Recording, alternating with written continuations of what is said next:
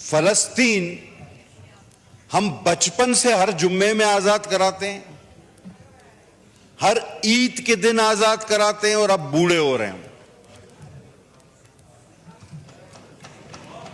ये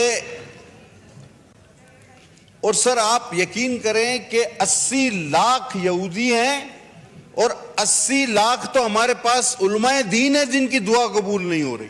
1.5 अरब मुसलमान अभी भी अबाबिलों का इंतजार कर रहे हैं कि वो आएंगी और उनको मारेंगी, और कसम खुदा की अगर अबाबिलें आ भी गई तो वो उनको नहीं, पत्थर हमें मारेंगी कि तुम लोगों का ये हाल है।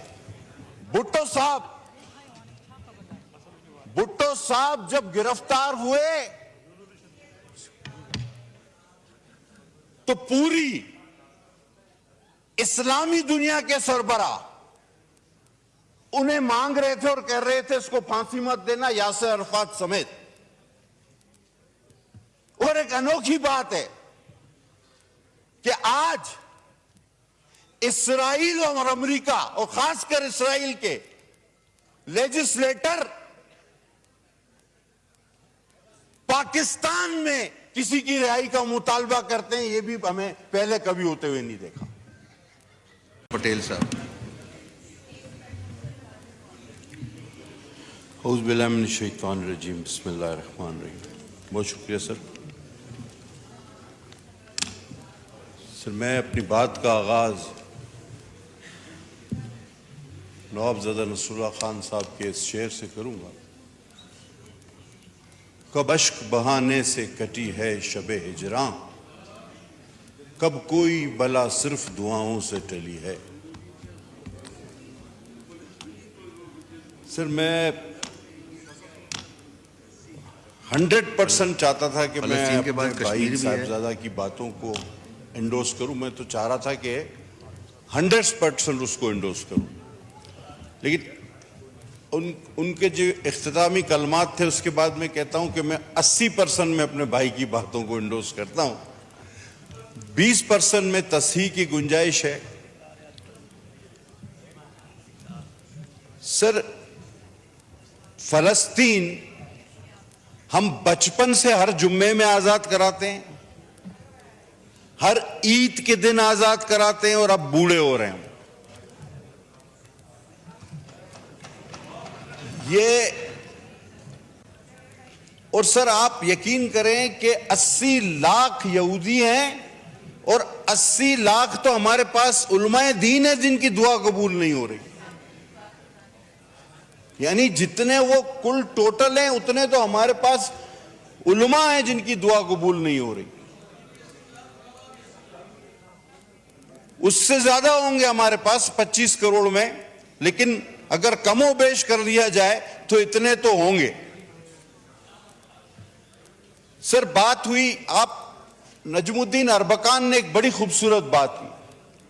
उसने कहा कि हम 1.5 अरब मुसलमान अभी भी अबाबिलों का इंतजार कर रहे हैं कि वो आएंगी और उनको मारेंगी, और कसम खुदा की अगर अबाबिलें आ भी गई तो वो उनको नहीं, पत्थर हमें मारेंगी कि तुम लोगों का ये हाल है। जनाब आली बात की कश्मीर और फलस्तीन की, और मैं हरगिज ये नहीं कहूंगा कि मैं टोटली जो है नॉन पॉलिटिकल रहूं। मैं क्लियर बता रहा हूं कि जो फैक्ट्स होंगे मैं उन पे बात करूंगा, फिर वो चाहे आपको पॉलिटिकल लगे चाहे आपको नॉन पॉलिटिकल लगे।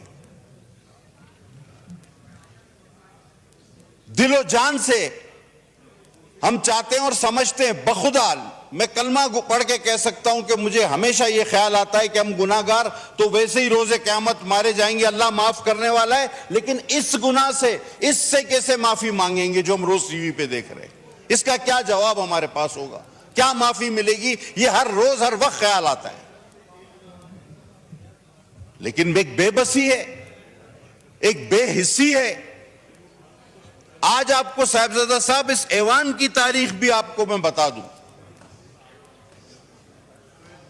3 बार एक ऐसी चीज हुई है कि जिसकी मिसाल कभी मिलती नहीं। वो कौन सी 3 ऐसी चीजें हैं? सर एक इस हाउस में इस्राइल के हक में तकरीर हुई है और कहा गया कि उसे तस्लीम करो।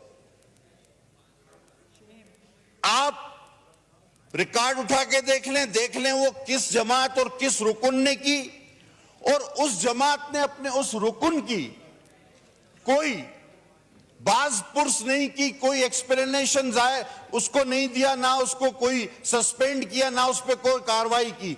That means that was matter of policy. इस हाउस में आप कहेंगे कि वो कौन?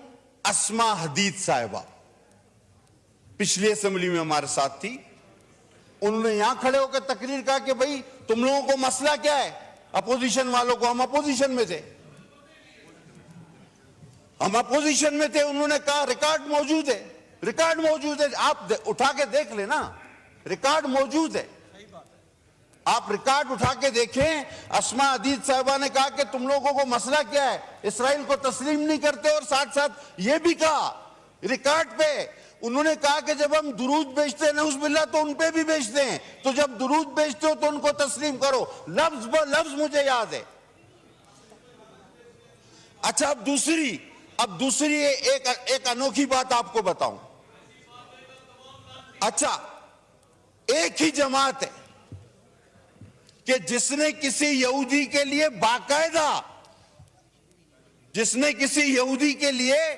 बाकायदा कैंपेन चलाई हो। अब आप ये भी कहे मैं नहीं पता। गोल्डस्मिथ का बेटा सादिक खान के अगेंस्ट एक यहूदी के लिए पॉलिटिकल कैंपेन किसने चलाई, ये भी कोई दूसरी मिसाल नहीं मिलेगी। अब तीसरी पे आता हूं,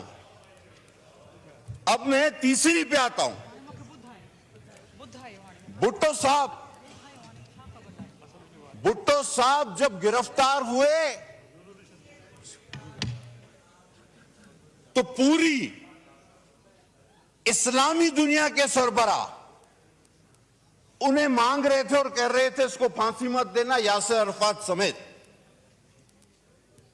और एक अनोखी बात है कि आज इस्राइल और अमेरिका, और खासकर इस्राइल के लेजिस्लेटर पाकिस्तान में किसी की रिहाई का मुतालबा करते हैं। ये भी हमें पहले कभी होते हुए नहीं देखा। अब आप बताएं कि ये तीनों अनोखे वाकयात, क्या आपने, अब भुट्टो साहब को तो सारी इस्लामी दुनिया मांग रही थी, उनको फांसी हो गई। अब किसी और को सिर्फ इस्राइल मांग रहा है, तो मेरे ख्याल में वो जिस तरह के हालात है तो छुड़ा के भी ले जाएगा।